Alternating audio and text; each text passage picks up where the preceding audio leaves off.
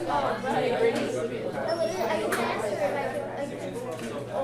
right, so what I want to do here is go real quickly through some of the things we've covered over the last few classes in terms of our notes. So I'll just give you a general overview, make sure we're all on the same page before we get on to some of our new stuff today about enzymes. So we're talking about biochemistry, we're talking about organic molecules that are made and used by living things. And the groups we're talking about are listed here: carbohydrates, lipids, proteins, nucleic acids. If you look at this slide, it lists sort of what we were just kind of talking about. Carbohydrates include polysaccharides, which are made of disaccharides, which are made of monosaccharides. You can see a little drawing of each of those molecules. Lipids are made of triglycerides, which are composed of a glycerol and 3 fatty acids. Proteins are composed of peptides, which are made of amino acids. We'll talk about nucleic acids at some point in the future. So this kind of just puts it all on one slide for you, much of what we're talking about. All the details that we're going over are sort of about what these things are used for, how they're connected, and so forth. So carbohydrates are used for energy. We recognize a carbohydrate if we're looking at a structural formula. It is often in the form of rings. Okay? There's always a 2-to-1 ratio of hydrogen to oxygen in carbohydrates.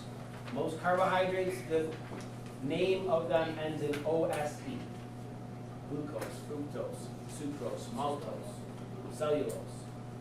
The simplest are the monosaccharides.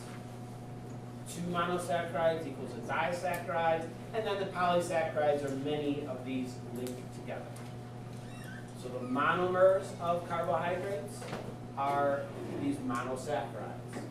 Like I said, we often draw them as a hexagon or a pentagon in these ring structures. Monosaccharides are all C6H12O6.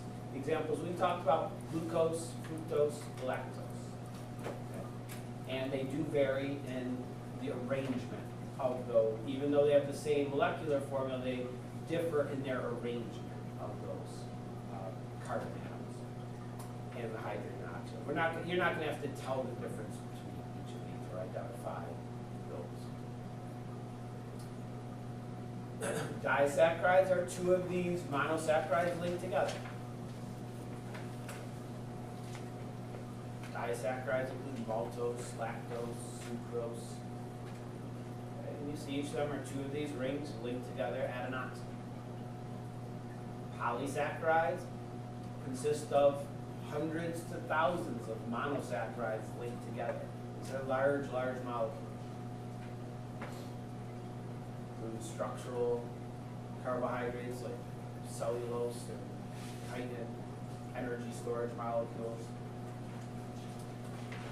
In the way many of these monomers that we're talking about get linked together, the chemical process is dehydration synthesis.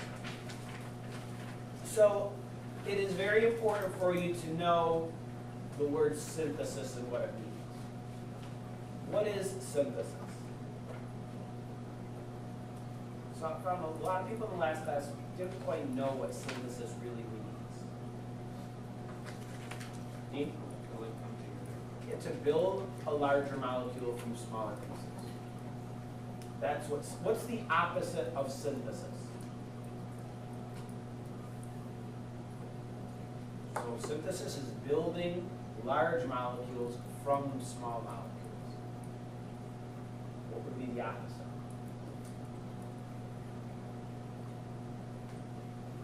Reverse the words. Taking a large molecule and turning it into smaller molecules. Hydrolysis? Well, hydrolysis is a chemical reaction that does that, but I'm just looking for sort of a general term. Dean? Like the last part of hydrolysis. Not quite. Even a more general word that we use all the time. In our bodies, breaking down large molecules into small molecules is digestion. Digestion and synthesis are opposites. Synthesis builds up large molecules from smaller pieces. Digestion takes large molecules and breaks them into smaller pieces. And it's definitely important to know. In dehydration synthesis, we basically are joining two molecules by linking up, stripping off hydroxide from one and hydrogen from the other, and connecting them through that oxygen. And they stay linked up. So what would we call this molecule? A what? What is this? And this. They're both monosaccharides. What is this? A disaccharide. Hydrolysis is the opposite. It's a digestion reaction where you split a large molecule by adding water. Again, it's split in the same way. The oxygen that's joining these together, okay, it's split there. Hydroxide gets added to one, a hydrogen to the other, and now we have two separate monosaccharides.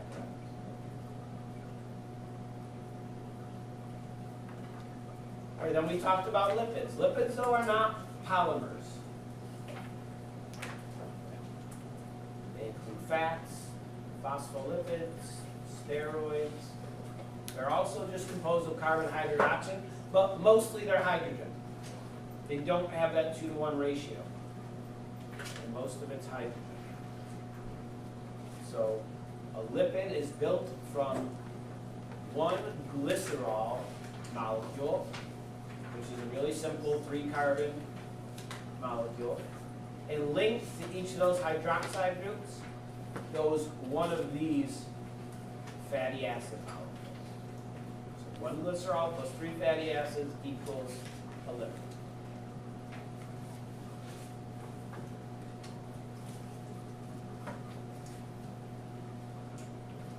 So some fats are saturated, some are unsaturated. What makes this unsaturated? Grady? The double bond. The double bond. It's not saturated with hydrogen because this double bond between the carbons takes up one of those bonding areas. Proteins. Proteins are large molecules. We call them polypeptides. They have a whole range of functions within living things.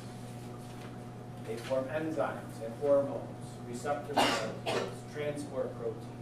Many, many things are built of proteins in living things.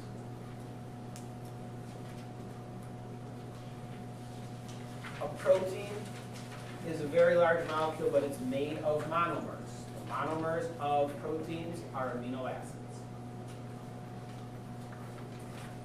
So when we are looking at a molecule, it's an amino acid. Okay, if it has a central carbon atom, has a hydrogen on one side, a carboxyl group, COOH sometimes, and then an amino group on the other side. The amino group is the one that has nitrogen in it. And then there's this sort of mystery group at the bottom. This group changes. There can be 20 different things attached to it. And that's what makes the various amino acids. If you link together hundreds or thousands of amino acids, that's what forms a protein. When these amino acids are linked, depending on which amino acids are there and what order, the protein takes a very complex shape. It folds up. It forms this 3-dimensional shape. In these proteins, the shape is what is extremely important in how the protein functions. Always the shape that is important. And we'll learn more about that today. These amino acids are joined up also through dehydration synthesis. The water gets stripped off and the carbon gets connected directly to the nitrogen. We call that a peptide bond. 2 amino acids linked together form a dipeptide. Many of these would form a polypeptide. Here are the 20 amino acids. So what you see is they're all exactly the same, except for the parts that are highlighted in color. that R group. So if you look at each one, it has the NH3 on one side, the COO on the other side, the hydrogen on top, but then what's connected on the bottom, there's 20 different things here. Okay? And which parts get connected determine the identity of that amino acid, it determines its chemical properties, how the protein will fold up, etc. Okay? So there's glycine, alanine, valine, leucine. Most of them end in INE for these amino acids. Some our bodies make on their own, others we need to get in our diet.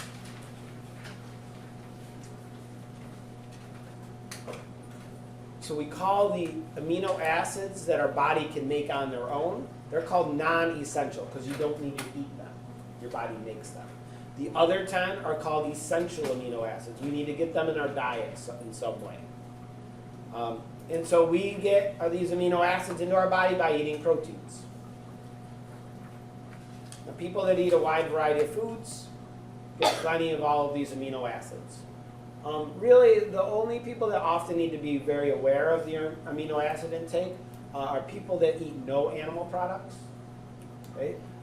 Because some of these amino acids are almost only found in animal products. So sometimes people would take a supplement to give themselves these amino acids that they're not getting due to animal products. But like for me, I'm a vegetarian, but I eat eggs, I eat dairy products, so I get those amino acids in those ways. All right, one of the most important functions of proteins is they act as enzymes. And enzymes are of key importance in the functioning of all living things. So we're going to talk today about enzymes. So what would you say an enzyme is? I know you've heard the word, but could you describe or say what is an enzyme? Alex? That's an example. Yeah, there are many types of digestive enzymes. And an enzyme is just a molecule, a catalyst that helps speed up a chemical reaction. In chemistry, we call a molecule that allows a chemical reaction to take place a catalyst. In biology, we call them enzymes if they're working in living things. So we say they're an organic catalyst, a protein. And it helps the chemical reaction take place.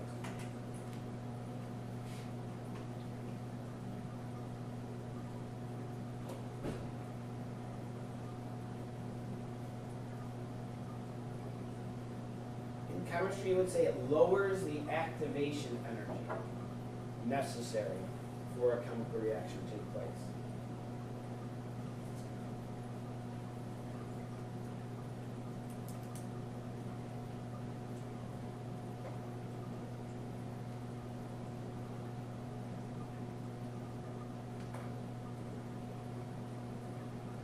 Enzymes are very specific.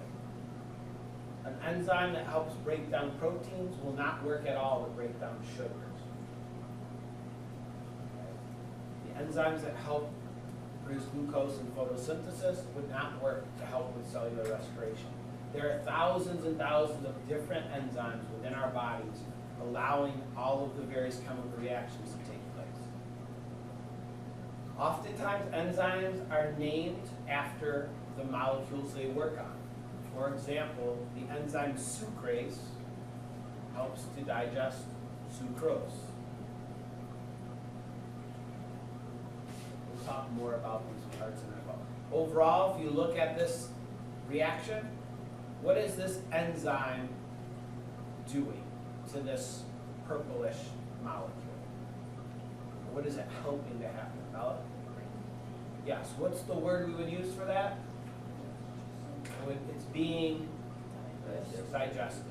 This purple molecule at the end of this reaction is in two smaller pieces and it's been digested. Will you talk about these words in a minute?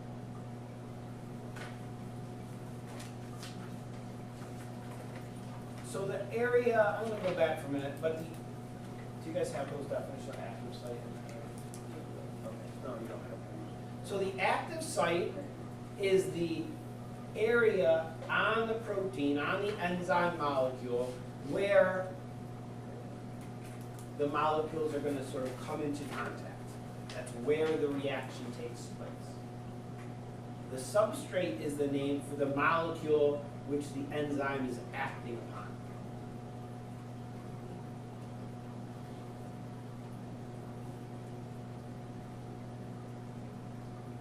Enzymes are typically very, very large molecules with very complex shapes. If we look at this example below, the grayish shape, that's the enzyme. You can see it has a specific shape called the active site. This is the substrate in green. This is the molecule that this enzyme is acting upon. So they join up, the pieces sort of fit together, and then a change happens. In this case, this larger green molecule has been split into two smaller molecules. So this enzyme has helped that chemical reaction to take place. If we go back to this slide, the same thing. We have our enzyme is this green thing. The substrate it's working on is purple. They bind together at this active site, and then the molecule's been cleaved into. Now sometimes there's another molecule that is needed called coenzymes. It's usually like a small piece that has to be present in order for the enzyme to work. Many times the things we need in our diet, we call them vitamins, they often are acting as coenzymes in different chemical reactions. This diagram attempts to show that. We have the enzyme, we have the coenzyme, they link up first, and that allows the shape to fit together with the substrate. But without this coenzyme, the substrate would not bind to the enzyme.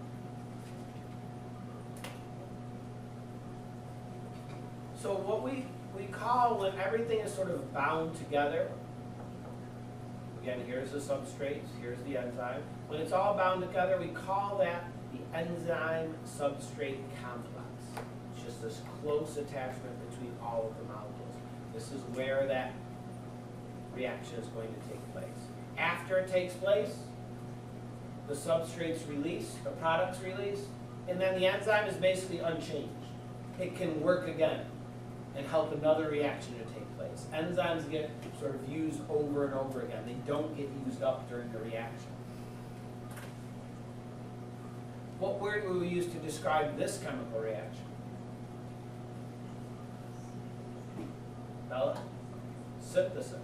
We've taken two smaller molecules, the substrate, and they've been bonded together, forming the final larger end product. Now, scientists used to view, when enzymes were first being studied, scientists thought they followed this model of the lock and key, where almost like a jigsaw puzzle, the enzyme fits perfectly with the substrate and they all kind of connect and click together and the reaction takes place. This diagram is attempting to show that lock and key theory. Notice the enzyme has the exact shape as the substrate molecules. Scientists learned, though, in the 1950s and 60s, that actually that's not quite the right model. The more modern interpretation is called the induced fit model, where the shape of the enzyme is roughly close. Once the substrate molecules sort of attach, the enzyme molecule changes its shape, increasing the binding of the substrate and enzyme. So you see after these substrate molecules connect on the active site, then the shape of the enzyme changes to match those. So that's called the induced fit theory. So we have, like I said, thousands and thousands of enzymes inside our bodies. Here are some examples. These are all digestive enzymes that work in our digestive system. So in our stomachs, we have an enzyme called protease. It's a digestive enzyme that breaks down protein into amino acids. In our small intestine, we have enzymes called sucrase. This breaks down sucrose, sugar sucrose, into its monosaccharides. In the small intestine, there's lipase, which breaks down lipids into their glycerol and fatty acid components. In our mouth, we have salivary amylase, which takes starch and breaks it down into monosaccharides or disaccharides. So what you'll notice, what are the end products of all of these digestive enzymes? Have you heard these words recently? Amino acid, monosaccharide? They're all monomers, or building blocks of these other molecules.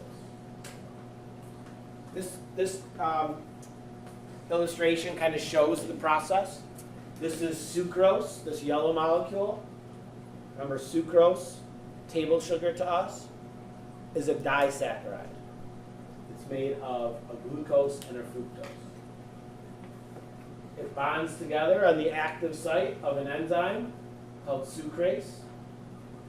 They join up, forms an enzyme substrate complex. That binding stresses the bonds between the glucose and the fructose and splits them apart. And they each go on their own way. The enzyme is unchanged. It's ready to work again to facilitate that same reaction another time. Now, enzymes vary in their rate of reaction, in how quickly they facilitate a chemical reaction. And different factors influence enzyme reaction rates. One important factor is the temperature. Enzymes need to be at the proper temperature in order to function properly. And the optimum temperature is when the enzyme is working the best. So if you look at this graph down here that shows enzyme activity throughout various temperatures, the optimum temperature for this specific enzyme is 40 degrees Celsius. That's when enzyme activity reaches its peak. But it differs depending on which enzyme it is or which organism it's in. Okay. Most human enzymes, what do you think their optimum temperature is? Caitlin? Yeah, around body temperature. That's when they function best. This is also why when you get a really high fever, it can be dangerous. Because enzyme action, if the temperature gets elevated too much, what happens? It slows down and eventually stops altogether. So we have some words we use. The optimum temperature is the temperature when the enzyme is working the best. At very low temperatures, the enzymes don't work very well. It increases till it gets the optimum, and then it starts to tail off. Eventually, the enzyme stops working altogether. We say it's inactive. But that's not a permanent change. But if the enzyme is heated too high, we say that the enzyme's been denatured, and it's basically broken, and it no longer will function. Its shape is permanently changed. pH is another factor that is important to enzyme activity. So if you see here, we have three different enzymes: pepsin, salivary amylase, and alkaline phosphatase. What's the optimum pH for alkaline phosphatase? Am I? Around 9. Do you think this enzyme works well in our stomach? What's the pH of our stomach like? Dean? It's really low, 3, very acidic. This is not an enzyme found in the stomach. It's found in the large intestine, or small intestine. After that, acidity has been neutralized. Pepsin is found in the stomach. It works best at low pHs. Salivary amylase is found in our mouth, which has relatively neutral pH, and that's its optimum pH range. So the pH at which these enzymes function best varies depending on what enzyme it is, which is often determined by where it is in the organism. The other factor that affects the rate of enzyme action is how much of the substrate there is. If we have a lot of enzyme molecules but not much substrate, okay, adding more substrate will speed up the reaction. But eventually, if we have more substrate than we do enzyme, adding more substrate is not going to affect it at all. It sort of levels off because all of the enzyme molecules are used up. They all have their active site taken up by one of these substrate molecules. The last thing to talk about today is sometimes medications that scientists have developed work based on how they affect enzyme activity. Sometimes scientists can find certain molecules that mimic the substrate which an enzyme acts upon.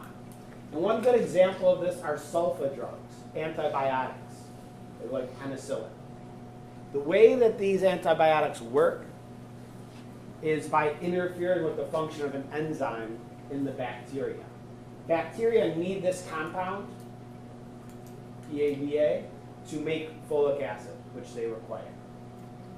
But these sulfa drugs, the molecules they're made out of, resembles this PABA molecule. It's very similar. And so when these sulfa drugs come into contact with the bacteria, they take the place of the PABA and interfere with the bacteria's ability to create folic acid. And that leads to killing the bacteria. So often medicines are found by scientists looking for molecules that have a similar shape to natural biological molecules. Are there any questions? That's our end of our protein discussion for now.